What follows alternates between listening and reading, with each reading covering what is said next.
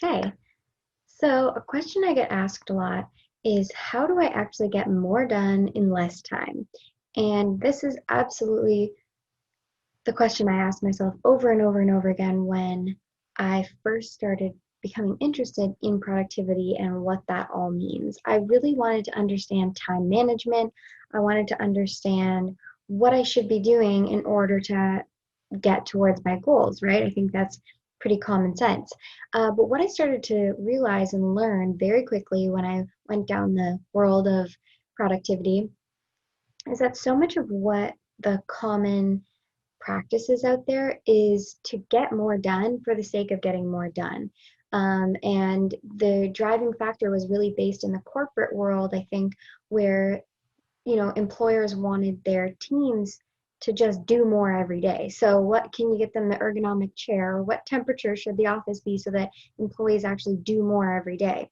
That wasn't exactly the question that I wanted answered. I wanted to really understand how to make the most out of each day that I was at my desk. So every single time or every single hour that I was working, I wanted that to be worth more than it was worth, right? I want every little bit of input that I put in to be worth 2 or 3 or 5 times in the output.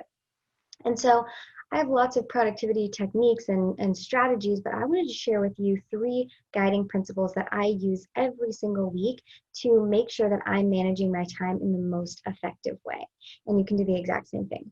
So the very first technique, and this is where my philosophy really strays from a lot of what I learned in the time management world that really made me feel like this like hamster on a wheel, just like trying to get so much done, is know your output and what your output goal is. So my goal is not to just get as many things as possible done today.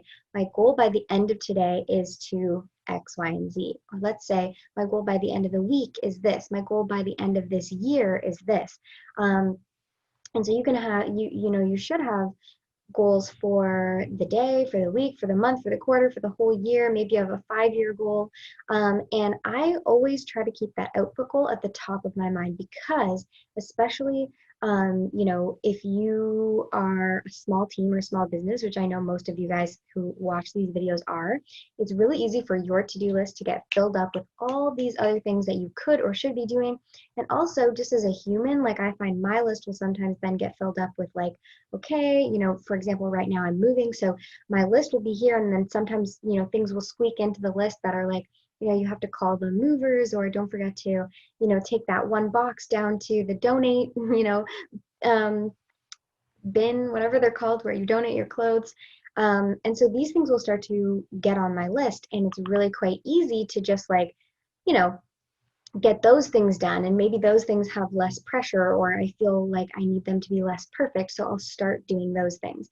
But I always have to come back to, okay, what's my output goal? My goal by the end of today is to be ready for opening enrollment to your most profitable quarter yet, again in the next couple weeks. Make sure everything is done for that.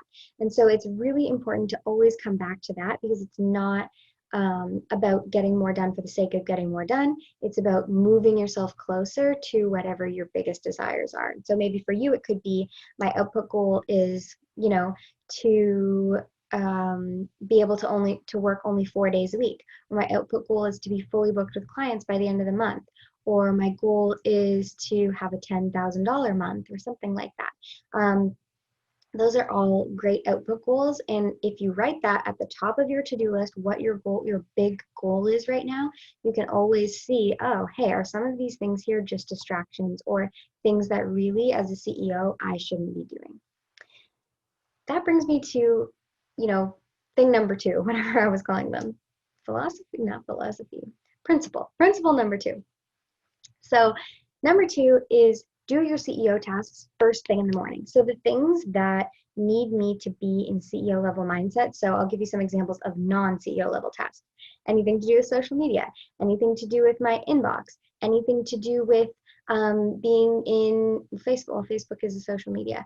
Anything to do with like admin or bills or like accounting. Those are not CEO level tasks for me. What I really need to get done first thing in the morning when my brain is like sharp and when I'm personally most productive are things that actually move the needle in my business forward. So delegating important tasks or projects to my team, working on reaching out to potential clients, setting up systems and structures in my business that will lead to my business working better when I'm not at my desk. These are all CEO level tasks, and these are the things that you should be doing first thing in the morning, unless for some reason you're one of those people who's like really groggy until like 1 p.m. or something, then that's when you should be doing them. So whenever you're most productive, do your CEO level tasks. But I find with most people, it's first thing in the morning. First thing when you get to your desk, know what those CEO tasks are and get those done very first.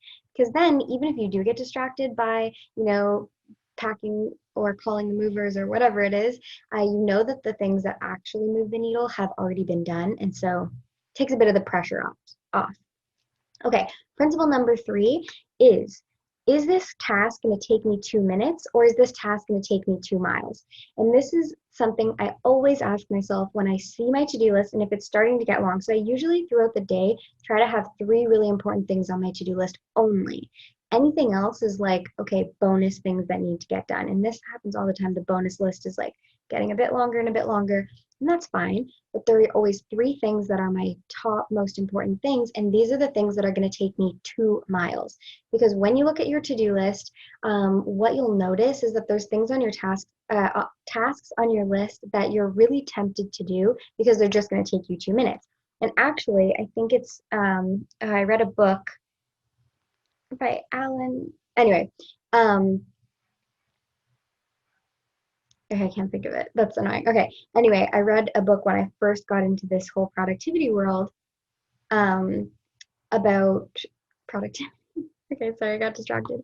I'm trying to figure out what this guy's name is. I'll maybe write it here in the subtitles because it's going to drive me crazy. But his theory is he has something called the 2-minute rule. So if it's going to take you less than 2 minutes, do it right now. So his examples are like making the bed. Don't even think about it. Just go ahead and do it.